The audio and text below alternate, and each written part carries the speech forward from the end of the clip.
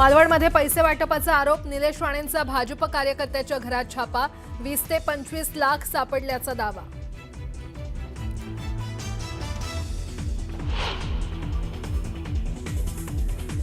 ते पैसे विजय केनवडेकरांच्या व्यवसायाचे, भाजप केनवडेकरांच्या पाठीशी, जिल्हाध्यक्ष प्रभाकर सावंतांकडून केनवडेकरांची पाठराखण.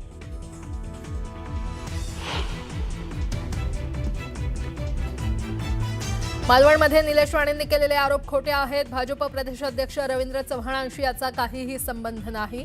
भाजप नेत्यांनी आरोप फेटाळले.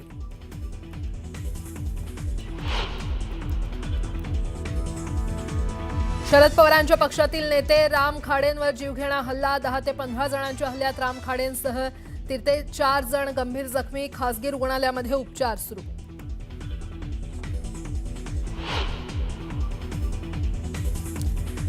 अंजली दमानिया आज घेणार गृहमंत्री अमित शहांची भेट. अजित पवारांचा राजीनामा घेण्यासाठी काल दिला होता 24 तासांचा अल्टिमेटम.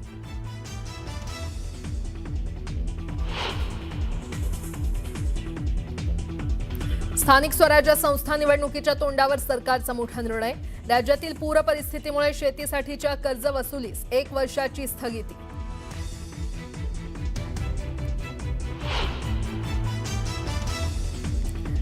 आंदेकर टोळीवर फरासखाना पोलीस ठाण्यात खंडणीचा गुन्हा दाखल. मासळी बाजारातील व्यापाऱ्यांकडून 20 कोटींची खंडणी उकळल्याचा आरोप.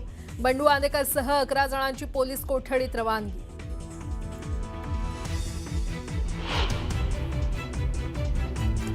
इमारतीच्या पहिल्या मजल्यावरून कोसळल्यानं 3 वर्षीय बालक गंभीर जखमी. नाशिकच्या गंगापूर रोडवरील सहदेव नगर परिसरातली घटना.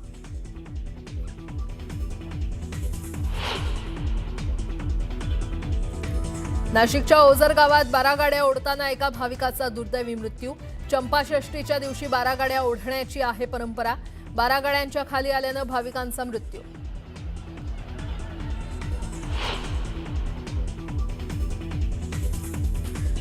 हाँगकाँगमध्ये 31 मजली इमारतीला भीषण आग, आगीत 44 रहिवाशांचा होरपळून मृत्यू.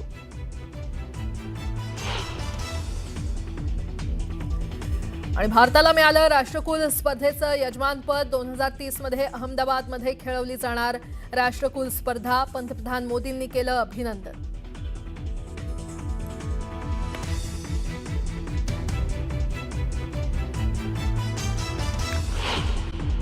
एक महत्त्वाची बातमी बघूया. छत्रपती संभाजीनगरच्या समाज कल्याण विभागाच्या वसतिगृहात मेसमधील भाजीत शिजलेली पाल एका विद्यार्थ्याच्या ताटात आलेली आहे आणि त्यामुळे खळबळ उडाली आहे. जेवणात पाल असल्यानं वसतिगृहातील 28 विद्यार्थ्यांना विषबाधा झालेली आहे. तर वसतिगृहातील इतर सुविधा सुद्धा दयनीयच असल्याचं समोर आलंय. त्यामुळे विद्यार्थ्यांनी मध्यरात्रीपर्यंत आंदोलन केलंय. समाज कल्याण मंत्री संजय शिरसाट यांनी 1 वर्षाआधी सूचना देऊनही कोणतीही परिस्थिती वसतिगृहाची बदललेली नाही. ही गंभीर बाब आहे. याच्याविषयी आढावा घेतला आमचे प्रतिनिधी अविनाश कानडजे यांनी. मी आता त्या वसतिगृहात उभा आहे जे समाज कल्याणच्या अंतर्गत येतं आणि त्याच वसतिगृहाच्या मुलांच्या जेवणामध्ये पाल निघाली होती. तेच हे वसतिगृह आहे ज्या ठिकाणी पालकमंत्री झाल्याबरोबर संजय शिरसाट यांनी भेट दिली होती. ते सामाजिक न्याय मंत्री देखील आहेत. त्यांनी या ठिकाणी भेट दिली आणि वसतिगृहाचा कायापालट करू, वसतिगृहाची परिस्थिती बदलेल असं त्यावेळेस सांगण्यात आलं होतं. मात्र परिस्थिती आता कशी आहे ह्या विद्यार्थ्यांकडनं जाणून घेऊया. जेवणात पाल निघते यापेक्षा वेगळी परिस्थिती काय असणार आहे, काय प्रकार तो सगळा घडला होता. इथं 7 वाजता मेस नाही का संध्याकाळी चालू होती. 7 ते 8 वाजेपर्यंत विद्यार्थी 50 ते 70% विद्यार्थी इथे मेसमध्ये जेवले. त्यानंतर एक विद्यार्थ्यांना म्हणजे वाढून घेतलं जेवण, तर तेव्हा त्याच्यामध्ये डायरेक्ट पाल दिसली आणि 70 ते 50% विद्यार्थी जेवलेले होते. त्यानंतर सगळ्याला मळमळ उलट्या वगैरे सुरू झाल्या. नंतर मग आम्ही सहाय्यक आयुक्त साहेबांना बोलवलं. मग सहाय्यक आयुक्त साहेबांनी आले. त्यानंतर त्यांना ऍडमिट वगैरे केलं घाटीत. बरं सर, बाकी परिस्थिती कशी आहे पूर्ण वसतिगृहाची?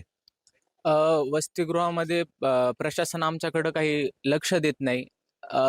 ज्या मासिक मीटिंग्स व्हायला पाहिजेत, आमच्या समस्या ज्या प्रशासनाने जाणून घ्यायला पाहिजेत, त्यासाठी प्रशासन काम करत नाही. आम्हाला आमचे अधिकार मिळवून देण्यासाठी प्रयत्नही करत नाही. मला काहीतरी सांगायचंय. हा. काय अडचण आहे? आता मी युनिट 2चा आहे, परंतु परवा दिवशी जो प्रकार घडला, जेवणात पाल निघाली आणि मी नवीन आलोय, ह्याच वर्षी ऍडमिशन झालंय. परंतु पोरांकडून ऐकलं की सारखं काहीतरी किडे हे वगैरे निघत असतं जेवणामध्ये. तर प्रशासन करतंय काय? गृहपाल, गृहप्रमुख असतील किंवा या ठिकाणी जो कंत्राटदार आहे तो इतकी अस्वच्छता तुम्ही जाऊन मेसमध्ये बघू शकता, वरी जाळ्या वगैरे आहेत. मग पाल येणारच ना. कितीही तुम्ही खाली व्यवस्थित केलं पण वरी स्वच्छता ठेवली पाहिजे, निदान किचन मध्ये तरी. वसतिगृहाची ही परिस्थिती बघा. आज आम्हाला फक्त 1 घंटा सकाळी पाणी मिळतं. सकाळी उडवायचं जे पाणी, आता या टायमिंगला कॉलेजला जायचं, सकाळी पाणी भरायचं आल्यावर का कॉलेजला जायचं, अशी परिस्थिती आहे. म्हणजे उडवायच्या पाण्याची व्यवस्था नाही.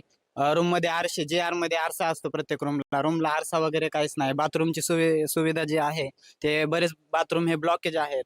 त्यामुळं माझी तुमच्या माध्यमातून आमच्या वसतिगृहाच्या सर्व विद्यार्थ्यांच्या वतीने एवढीच विनंती आहे की आता तरी समाज कल्याणाला जाग यावी आणि वसतिगृह प्रशासनाने, सामाजिक न्याय मंत्री आदरणीय संजय शिरसाट साहेबांनी या घटनेकडे गांभीर्याने लक्ष देऊन आमच्या सर्व विद्यार्थ्यांची चांगली सोय करावी, एवढीच विनंती करतो. नक्कीच आपण जर बघितलं तर सामाजिक न्यायमंत्री शहरातीलच आहे, पालकमंत्री सुद्धा आहे आणि त्यांच्याच शहरातील ही परिस्थिती, या वसतिगृहाची परिस्थिती अत्यंत दयनीय आहे. विद्यार्थ्यांनी छोट्या छोट्या ज्या गोष्टी आहेत, ज्या दैनंदिन जीवनासाठी आवश्यक आहे आणि खास करून आरोग्यासाठी जेवणाची काळजी घेणं जी महत्त्वाची आहे, ती देखील या ठिकाणी दिसत नाही.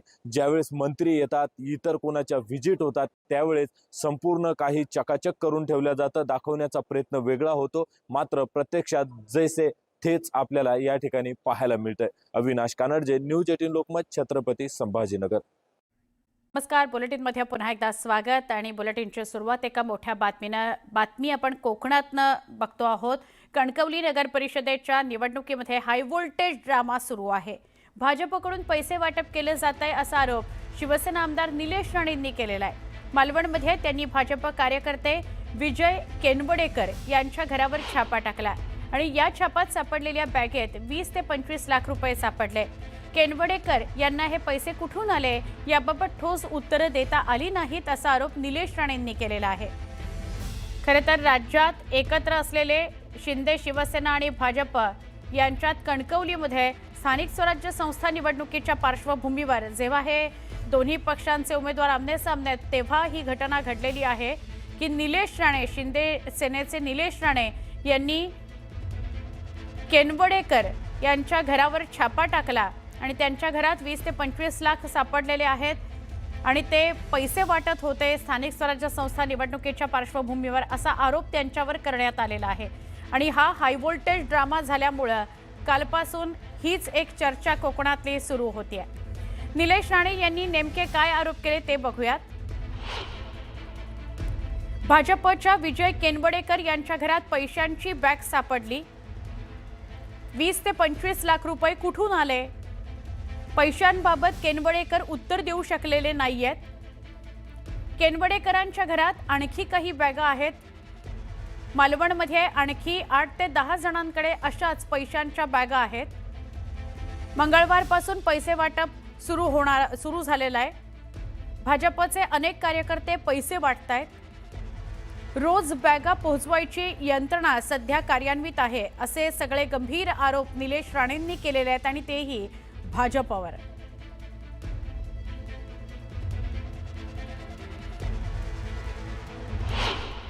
मी हेच कालपासून किंवा अनेक दिवसांपासून म्हणतोय. काल रवींद्र चव्हाण साहेब मालवणमध्ये येऊन गेले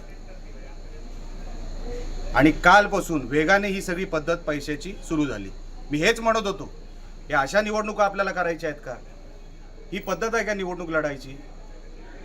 तुम्ही मैदानात येऊन लढा ना. आज आपण 26 तारखेवर आहोत. 26 तारखेला एका घरामध्ये, माझा आरोप अधिकाऱ्यांना पण आहे की हे काही एकच बॅग नाही आहे, त्या घरात अजून बॅग आहेत, त्या शोधून काढाव्यात, निवडणूक अधिकाऱ्यांनी शोधून काढाव्यात आणि योग्य ती कारवाई ती करणार किंवा त्यांनी करावी. पण ही निवडणूक लढायची जर आपण आज 26 तारखेवर आहोत, अजून 5 ते 6 दिवस जायचे. एका घरामध्ये तुम्ही 25-25, 50-50 लाख रुपये भरून ठेवलेले आहेत. मालवणमध्ये अशी 8-10 घरं आहेत. काय करायचंय तुम्हाला निवडणुकीमध्ये? नेमकं काय धुमाकूळ घालायचंय तुम्हाला? जिल्ह्यामध्ये अशा निवडणुका कधी होत नव्हत्या. शिंदेचे जे आमदार आहेत निलेश राणे यांनी मोठा आरोप केला आहे. मालवणमध्ये निवडणुकांमध्ये पैशाचा खेळ सुरू आहे. त्यांनी फेसबुक लाईव्ह करत एक भारतीय जनता पक्षाचे कार्यकर्ते आहेत त्याच्या घरात त्यांनी फेसबुक लाईव्ह केलं आणि त्याच्यात घरी पैसे सापडल्याचं त्यांनी फेसबुक लाईव्ह मध्ये पाहायला मिळते आपल्याला. तद्दन खोटा आहे, असत्य आहे. मालवण प्रकरणामध्ये भारतीय जनता पार्टीवर करण्यात आलेले आरोप धादांत खोटे आहेत. या संपूर्ण प्रकरणाचा भारतीय जनता पार्टीचे प्रदेशाध्यक्ष रवींद्रजी चव्हाण यांच्याशी काहीही संबंध नाही. भारतीय जनता पार्टीचे पदाधिकारी विजय केनवडेकर एक व्यावसायिक आहेत.